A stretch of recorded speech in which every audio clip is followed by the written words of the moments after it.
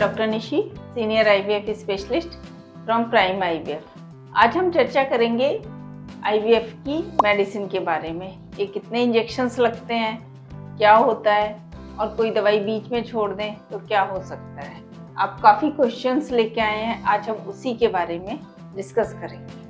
आज मैं आईवीएफ के बारे में आपसे कुछ क्वेश्चन पूछूंगी मैम, जो कि हमारे जो पेशेंट्स हैं वो आम हमसे पूछते हैं। उसमें सबसे पहला क्वेश्चन ये आता है, पेशेंट ये पूछते हैं कि क्या आईवीएफ एक पेनफुल प्रोसीजर है। मैं आपको बताना चाहूँगी कि आईवीएफ में कोई पेन नहीं होता है। आईवीएफ कोई पेनफुल प्रोसीजर नहीं है। आईवीएफ में जो इंजेक्शंस लगते हैं केवल उन्हीं का पेन होता है। जो इंजेक्शन नॉर्मली आप जब भी लगवाते हैं तो जितना पेन आईवीएफ के इंजेक्शंस में होता है उतना ही पेन होता है, और कोई ऐसा नहीं है जैसे कि लोग बोलते हैं ओवम पिकअप में पेन होता है। ओवम पिकअप में कोई पेन नहीं होता। ये ओपीडी प्रोसीजर होता है। आप सुबह एडमिट होते हैं, बेहोश करके अंडर जीए आपका एग निकाला जाता है। तो ये बिल्कुल भी पेनलेस प्रोसीजर है, इसमें कोई पेन नहीं होता है।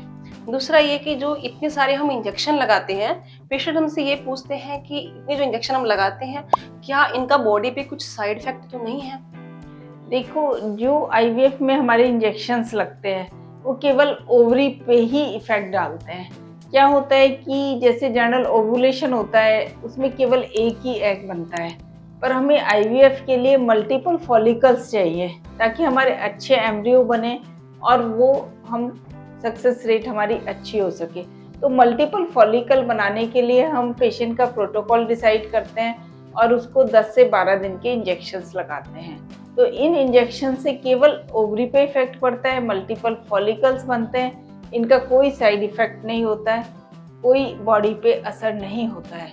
लोग सोचते हैं कि इन इंजेक्शंस के बाद मोटापा आ जाता है या वेट गेन कर लेते हैं। ऐसी कोई बात नहीं है, ये केवल एक भ्रांति है। तीसरा मैम, जब ओवम पिकअप हो जाता है उसके बाद जब पेशेंट डे 2 पे आता है हमारे पास, तब आप उनका स्कैन करते हैं। स्कैन के बाद देखते हैं कि उसमें सिस्ट पाई जाती है। उस सिस्ट को डिसॉल्व करने के लिए आप उनको ओसीपी देते हो। उस ओसीपी को दे के पेशेंट कहते हैं कि ये तो गर्भ निरोधक दवाई है। इसका हमारे इसमें आईवीएफ में क्या रोल है। क्या होता है कि जब हम फॉलिकल एस्पिरेट करते हैं, ओवम पिकअप कर लेते हैं, तो इसके बाद जब डे 2 पे पेशेंट आता है तो कुछ रेजिडुअल फॉलिकल्स रह जाते हैं या सिस्ट बन जाती हैं। तो सिस्ट में हम पेशेंट का आगे ईटी का प्रिपरेशन नहीं शुरू करते, क्योंकि डे 2 पे हमें कोई सिस्ट नहीं मिलनी चाहिए। तो हम उसको ओरल कॉन्ट्रासेप्टिव यानी कि 21 डेज वाली गोलियां देते हैं। तो पेशेंट सोचने लगता है मैं तो इनफर्टिलिटी के ट्रीटमेंट के लिए आया हूँ और ये मुझे बच्चा ना रुकने की गोलियां दे रहे हैं। तो पेशेंट का क्वेश्चन उठना लाजमी है। पर असली बात क्या होती है कि इन सिस्ट को ओसीपी का यानी कि ओरल कॉन्ट्रासेप्टिव का केवल एक यही रोल नहीं है कि बच्चा ना हो, उसके काफ़ी रोल है। इस पे मैंने एक यूट्यूब भी बनाया है। इसमें क्या होता है कि वो हार्मोन को बैलेंस करती है, ओरल कॉन्ट्रासेप्टिव जो होती है। इसके अलावा जो सिस्ट होती है उसको रिमूव कर देती है। तो ये ओरल कॉन्ट्रासेप्टिव के काफ़ी रोल्स होते हैं। वो खाली ओरल कॉन्ट्रासेप्टिव बच्चा ना हो इसी के लिए रिस्पॉन्सिबल नहीं है। सिस्ट को रिमूव भी करती हैं, हार्मोनल बैलेंस भी करती हैं, आपके पीरियड को रेगुलर भी करती है। इसके बाद मैम नेक्स्ट स्टेप आता है, जब हम मरीज की लाइनिंग बना रहे होते हैं तो लाइनिंग के दौरान भी हम कुछ मेडिसिन चलाते हैं। अब पेशेंट हमसे पूछता है कि ये मेडिसिन हमारी लाइनिंग पे क्या इफेक्ट डालती है, इससे कैसे लाइनिंग बनती है। पेशेंट हमसे ये पूछता है। क्या होता है कि जब हम फ्रोजन एम्ब्रियो ट्रांसफ़र कर रहे होते हैं तो हम पेशेंट की लाइनिंग बनाते हैं। लाइनिंग मतलब एंडोमेट्रियल लाइनिंग, जो यूट्रस में बनाई जाती है जहाँ पे हमें बेबी को इम्प्लांट करना होता है। ये 2 मेथड से बनाई जाती है, एक तो HRT मेथड से, दूसरा है नेचुरल तरीके से। तो दोनों तरीके से जो बनाते हैं उसका कोई भी दवाइयों का बॉडी पे साइड इफ़ेक्ट नहीं होता। हम हार्मोन्स जो देते हैं, एस्ट्रोजन्स वगैरह जैसे बॉडी में होते हैं, वो हम बाहर से देते हैं। अगर नेचुरल बनाते हैं तो हम पहले एग बनाते हैं, एग के थ्रू उसको हार्मोन्स मिलता है, एस्ट्रोजन। तो इससे उनकी बॉडी पे या किसी चीज़ पे कोई इफेक्ट नहीं होता। अगर लाइनिंग अच्छी बनती है तो उस जो यूट्रस का कैविटी वॉल्यूम अच्छा हो जाता है। मोर देन 8 mm होने पर उसका जो ब्लड फ्लो है वो भी इम्प्रूव हो जाता है और उसी के बाद हम उनका एम्ब्रियो ट्रांसफ़र करते हैं।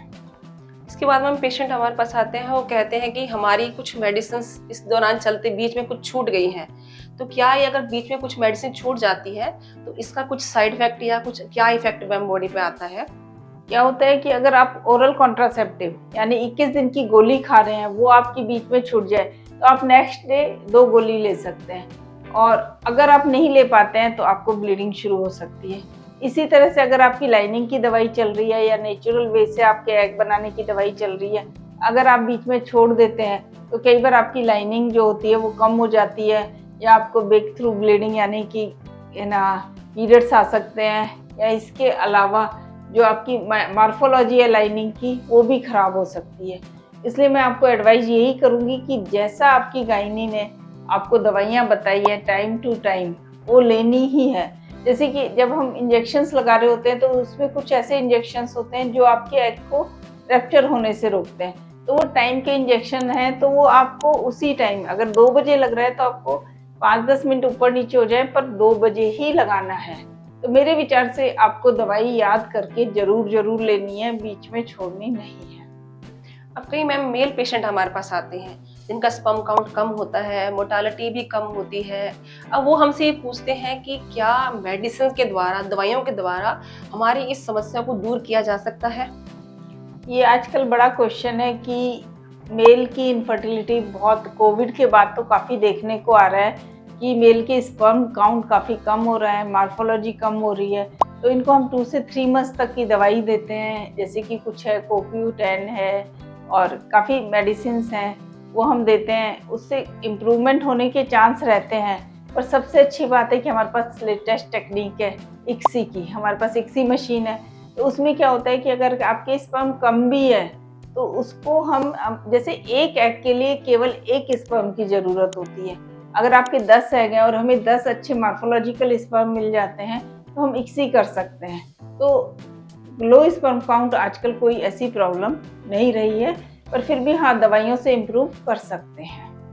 इसके बाद में जब हम एम्ब्रो ट्रांसफ़र कर देते हैं तो एम्ब्रो ट्रांसफ़र के बाद भी हम बहुत सारी मेडिसिन चलाते हैं, जैसे एस्ट्रोजन हो गया, प्रोजेस्टेरोन हो गया। इनको हम कई फॉर्म में देते हैं, जैसे ओरली हो गया, वेजाइनली हो गया, इंजेक्शन के थ्रू हो गया।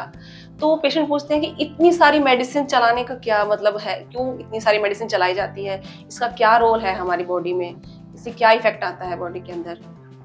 क्या होता है कि जब हम एम्ब्रियो ट्रांसफ़र कर देते हैं तो इम्प्लांटेशन के लिए यानी कि एम्ब्रियो को चिपकाने के लिए प्रोजेस्टेरोन दिया जाता है।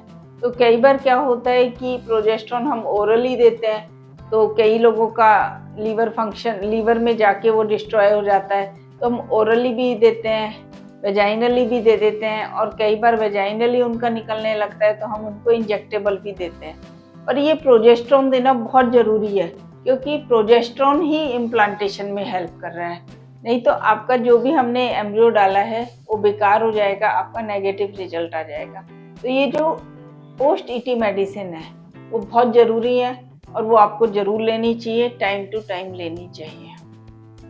कुछ पेशेंट क्वेश्चन करते हैं कि ईटी की बाद की मेडिसिन से बहुत ज़्यादा बॉडी में हीट हो रहा है और इसकी वजह से हमें कॉन्स्टिपेशन वगैरह हो रहा है, तो मैम क्या ये मेडिसिन के थ्रू हो रहा है या फिर इसका कुछ और वजह भी हो सकती है? पेशेंट जो कहते हैं कि हम जो प्रोजेस्टेरोन देते हैं वो क्या करता है कि जो मोटिलिटी होती है उसको कम कर देता है। अब जैसे इंटेस्टाइन में जो मोटिलिटी है उसको कम कर रहा है तो खाना ऊपर ही रह जाता है, पेरिस्टाल्सिस मूवमेंट कम हो जाते हैं, तो उससे क्या होता है कॉन्स्टिपेशन बढ़ जाता है। तो इसके लिए हम उससे कहते हैं कि वो फाइबर वाली डाइट ले, ग्रीन वेजिटेबल ले, फ्रूट जूस की जगह फ्रूट्स ले, या फिर उसको हम जो लैक्टुलोज सिरप वगैरह ये सब भी दे देते हैं ताकि उसको कॉन्स्टिपेशन की प्रॉब्लम ना रहे।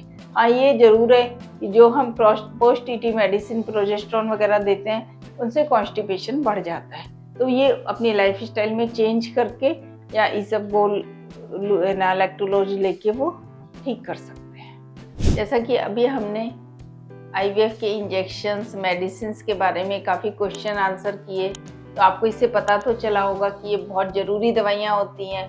आपके जो भी इनफर्टिलिटी स्पेशलिस्ट आपको दवाइयाँ दे रहे हैं तो आप उनके बारे में ज़्यादा सोचें नहीं, टाइम टू टाइम अपनी दवाइयाँ लिए, बीच में मिस ना करें। इससे भी अलावा आपका अगर मेडिसिन से संबंधित कोई भी क्वेश्चन है तो आप सजेशन बॉक्स में जाके या ईमेल करके मुझसे पूछ सकते हैं। धन्यवाद।